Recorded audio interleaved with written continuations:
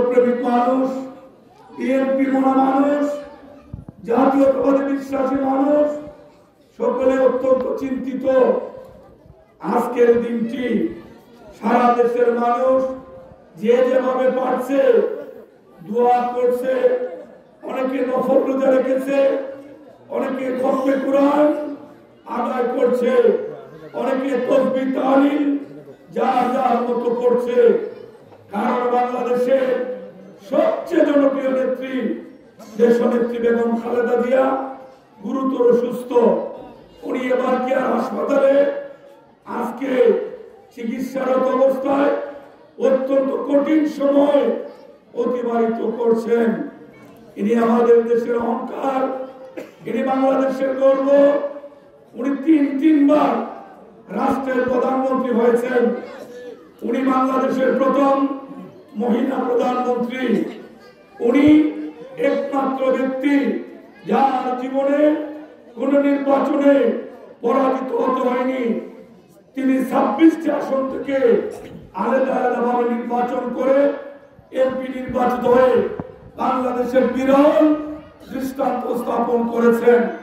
অথচ শেখ হাসিনা ঈদের বর্ষবর্তী হয়ে খালেদা জিয়াকে অপদস্থ অপমানিত করার জন্য মিথ্যা অভিযোগে অভিযুক্ত করে 2 কোটি টাকার সাজানো একটি মামলা দিয়ে 6 বছর পরিবার থেকে আলাদা করে রেখেছে, চিকিৎসা থেকে বঞ্চিত করেছে।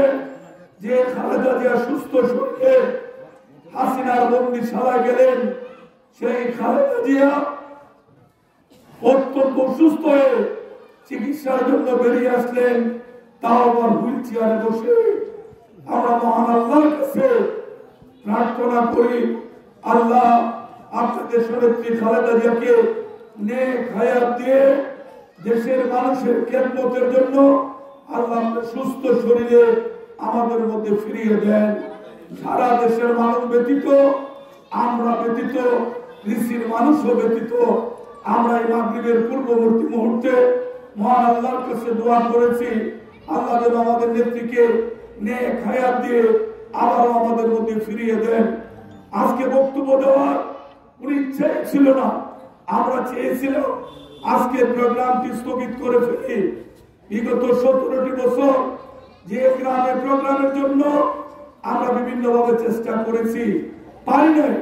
কিন্তু আজকে সকল পর্যায়ের মুরব্বীর সম্মতির ভিত্তিতে আমাদের দলীয় নেতৃবৃন্দের অক্লান্ত প্রচেষ্টা এই সুন্দর আয়োজনটি, সেই জন্য আমরা বাধ্য হয়ে আজকে আপনাদের সামনে হাজির হয়েছি।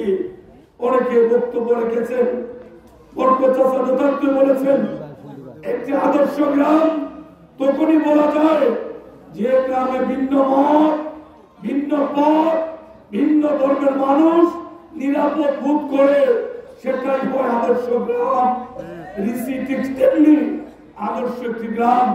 জামাতে ইসলামের আমির যে গ্রামে জন্মগ্রহণ করেছেন, অন্যান্য রাজনৈতিক দলের জেলা পর্যায়ে নেতৃবৃন্দ জন্মগ্রহণ করেছেন, বিএনপির অসংখ্য মানুষ, অগণিত মানুষ এই পবিত্র মাটিতে জন্মগ্রহণ করেছেন।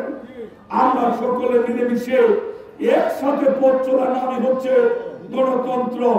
গণতন্ত্রের সৌন্দর্য হচ্ছে ভিন্ন মত, ভিন্ন পথকে নিয়ে যারা চলতে পারে তারাই তো নেতা। তাদেরকে তো মানুষ সম্মান করে। তাদের মৃত্যু হলে মানুষ কান্নায় ভেঙে পড়ে, তারা অসুস্থ হলে মানুষ কুরআন শরীফ খতম করে, তাসবিহ তাহলিল দোয়া দুরূদ শরীফ পড়ে, মন্দিরে উপাসনা হয়ে প্রার্থনা করে। সেই জন্য কবি যথার্থই বলেছিলেন, এমন জীবন গরিবে গঠন, মরণে হাসিবে তুমি, কাঁদিবে ভুবন। প্রতিটি রাজনীতিবিদের জন্য কবির এই কথাটি অত্যন্ত প্রয়োজনীয়। আমরা রাজনীতি যারা করি, আমরা যখন ক্ষমতায় থাকি, আমাদের ডানে বামে যখন সরকারি পোশাকে লোকজন আমাদেরকে পাহারা দেয়, তখন আমরা ভুলে যাই কাকে সম্মান করতে হবে, কাকে মর্যাদা করতে হবে, কার সম্পর্কে কি কথা বলতে হবে, সেই হিতাহিত জ্ঞান আমরা অনেকে হারিয়ে ফেলি। এটা মুঠেও রাজনীতিবিদদের কাছে মানুষ আশা করে না। রাজনীতিবিদ হবে বিনয়ী, রাজনীতিবিদের ব্যবহার হবে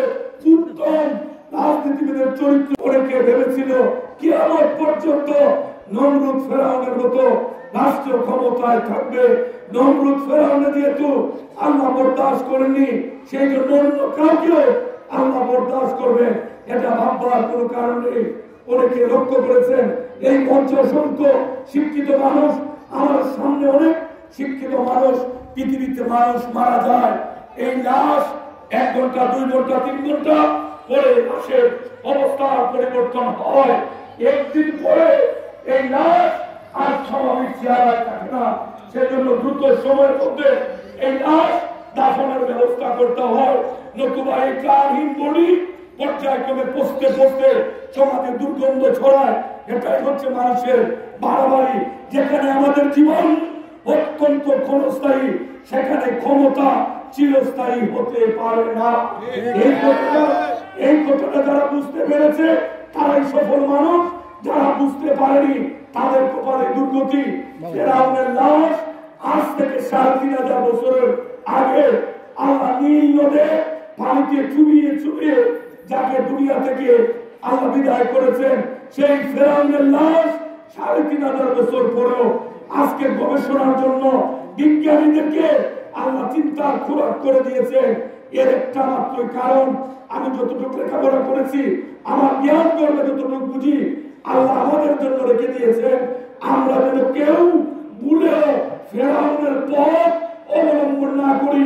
সেই জন্য আমাদের সামনে এই দৃষ্টান্ত ফেরাউনের লাশ। অতএব বন্ধুগণ, শুধু তাদের বিষয় নয়, এখান থেকে আমাদের সকলকে শিখতে হবে। সেই শিক্ষা থেকে মানুষকে মানুষ মনে করতে হবে, মানুষকে সম্মান করতে হবে, মানুষকে তার চিন্তার খোরাক তাকে দিতে হবে, তার মত প্রকাশের স্বাধীনতা তাকে ফিরিয়ে দিতে হবে। তাহলে মানুষ আপনার বিপদে মুখ চেতিয়ে ধরে আপনার সামনে দাঁড়াবে।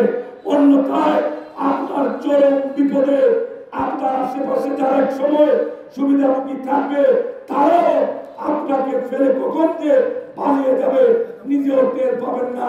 অতীতে অনেককে ফেলে মানুষ পালিয়ে গিয়েছে, অনেকে টের পায়নি। অতএব আমরা এই সমস্ত ঘটনা থেকে আমরা নিজেরা শিক্ষা নেব, আমরা যেন মানুষের সাথে সুন্দর ব্যবহার করি। এই দলের প্রতীক ধানের শীষ, সম্প্রীতির প্রতীক ধানের শীষ, নারী পুরুষের আস্থার প্রতীক ধানের শীষ। ঋষির 1, 2, 3 ওয়ার্ডে 9,000-এর উপরে ভোটারের আস্থার জায়গাটা কি